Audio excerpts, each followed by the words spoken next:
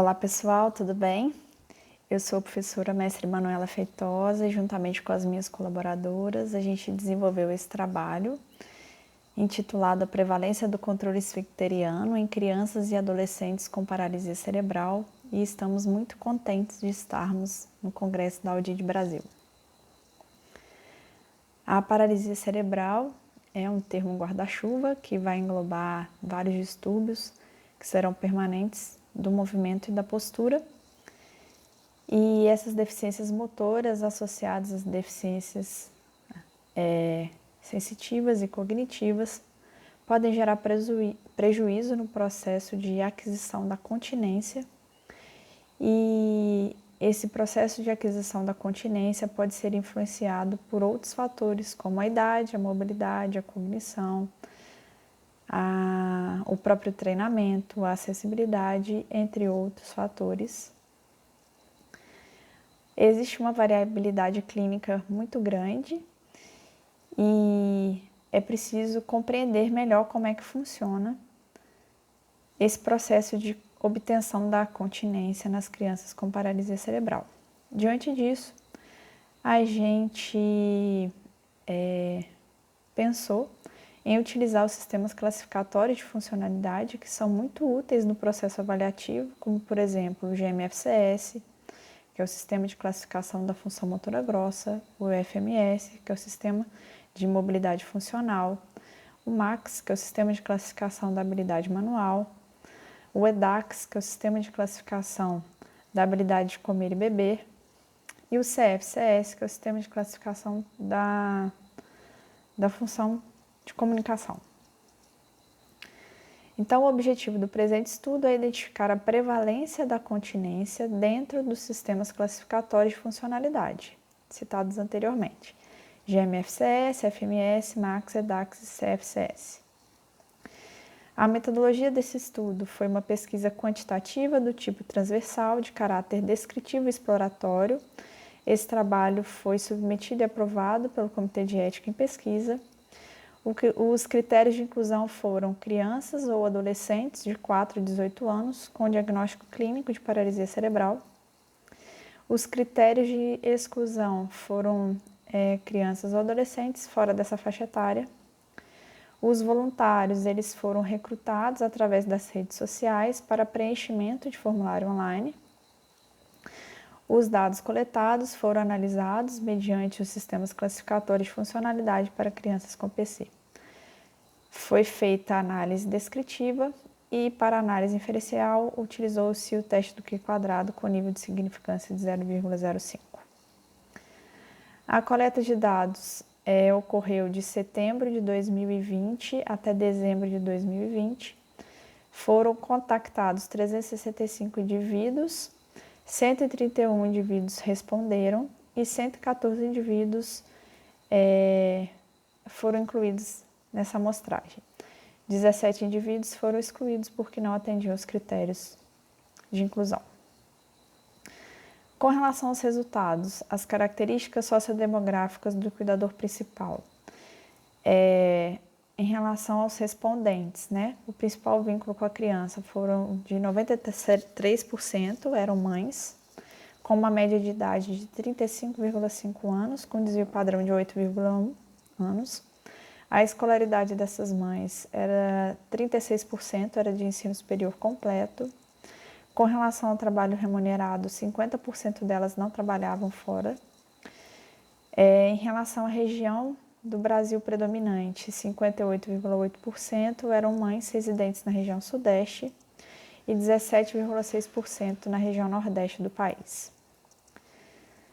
Com relação às características sociodemográficas das crianças, o perfil da nossa amostra foi composta por 54,4% do sexo masculino, com uma média de idade de 7,9 anos, com desvio padrão de 4,1 anos. Com relação a frequentar creche e escola, 69,3% das crianças frequentavam. Com relação ao uso de fraldas, 32,5% obtiveram sucesso no desfraude, 38,6% não foram submetidos ao desfraude, 7,9% estavam no processo de desfraude e um dado muito relevante foi que 67,5% das crianças ainda utilizavam fraldas. Com relação à distribuição das classificações funcionais, né? Como é que foi o predomínio dessa distribuição na nossa amostra? Houve um predomínio dos níveis 4 e 5 com relação ao GMFCS, né? Sendo que 26% era nível 4 e 54% da amostra era GMFCS nível 5. Em relação ao MAX, também predomínio do nível 4 e 5, nível 4, 26%, nível 5, 28%. Em relação ao EDAX, o predomínio foi nível 2, 36%, seguido de nível 5, 23%. Em relação ao CFCS, o predomínio foi nível 1, 45%, seguido do nível 5, 34%. Agora, relacionando o sistema classificatório e a utilização de fraldas, a gente destaca que, em relação ao GMFCS, utilizar fraldas, 66,2% pertencia ao nível 5, não utilizar fraldas, 27% pertencia ao nível 1, 29,7% pertencia ao nível 3 e 16,2% pertencia ao nível 2. Em relação ao MAX, utilizar fraldas, 33,8% pertencia ao nível 5, não utilizar fraldas, 35,1% pertencia ao nível 1, seguido de 35,1% pertencente ao nível 2 do MAX. EDAX, utilizar fraldas, 28,6% pertencia ao nível 5 e a não utilização de fraldas, o predomínio foi no nível 2, 40,5%. Em relação ao CFCS, em relação a utilizar fraldas, 41,6% pertencente ao nível 5, não utilizar fraldas, 73% pertencente ao nível 1. Com relação ao FMS, a gente dstaca que a escala de mobilidade funcional ela é classificada com N quando a criança não consegue ter aquela capacidade, ter aquela mobilidade, né? E para 5 metros, que é relacionada à mobilidade da criança e do adolescente em casa, 51,8% da nossa amostra estava ali. E com relação à mobilidade da criança e adolescente na escola e creche, 53,5% da nossa amostra estava na classificação N. Relacionando o FMS e usar ou não fraldas, a gente destaca que o uso de fraldas, 66,2% da nossa amostra foi classificada no N, né, na incapacidade de percorrer os 5 metros da casa. E com relação ao não uso, o predomínio também estava no N, 21,6%. Esse mesmo dado se repetiu na escola e na creche. Uso de fralda, 68,8% e o não uso, 21,6%. Com relação à idade para a utilização das fraldas, o não uso da fralda, a idade média foi de 9,9 anos, com desvio padrão de 3,7. Com relação ao uso de fraldas, a idade média foi de 6,9 anos, com desvio padrão de 4. Esse dado foi estatisticamente significativo. Verificamos outros fatores intervenientes, como processo de continência, nível de escolaridade do cuidador principal trabalhar fora ou não, o sexo da criança e do adolescente, o número de irmãos e funcionamento do intestino. Todos esses fatores não foram estatisticamente significativos. Entretanto, frequentar escola e creche foi estatisticamente significativo. Agora, falando um pouco da nossa discussão, apesar de existirem inúmeros estudos que investigam o controle esfincteriano das crianças com PC, a gente não encontrou na literatura nenhum outro estudo que tentasse relacionar o controle esfincteriano com o uso das escalas funcionais. Então, a grande contribuição do nosso trabalho é relacionar o controle esfincteriano com o uso das classificações. Silvio e colaboradores, eles indicam que inúmeros fatores contribuem no processo de aquisição da continência, como, por exemplo, a mobilidade, a cognição, o processo de comunicação, a questão da alimentação. E dos 77 participantes que utilizam fraldas, apenas 1,3% é classificado como GMFCS nível 1, enquanto 24,7% é nível 4 e 66,2% é nível 5. Samji, em 2016, reforça que quanto maior for o comprometimento funcional, maior a prevalência dos sintomas do trato urinário inferior, por exemplo, incontinência, né? Esse dado foi corroborado por Murphy e colaboradores em 2012, Wright e colaboradores em 2016 e Sanjin em 2017. O desfraude ocorreu em todos os níveis classificatórios do GMFCS, MAX e EDAX, e esse achado é corroborado no estudo feito por Wright e colaboradores em 2016. Com relação ao CFCS, o comprometimento grave em habilidades comunicativas foi associado à incontinência urinária. A mobilidade preservada e a comunicação funcional são fundamentais para manter a continência diária.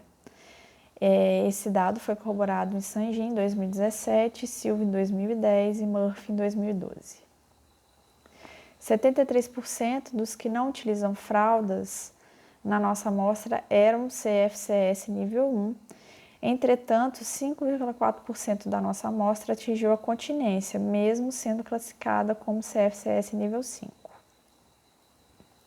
Com relação ao MAX, Gundongju em 2013 e Sanji em 2017 indicam, a influência da habilidade manual com relação ao processo de continência pela necessidade em abotoar e desabotoar as calças, e houve uma prevalência de desfraude na nossa amostra nos níveis 1 e 2 com 70,2%.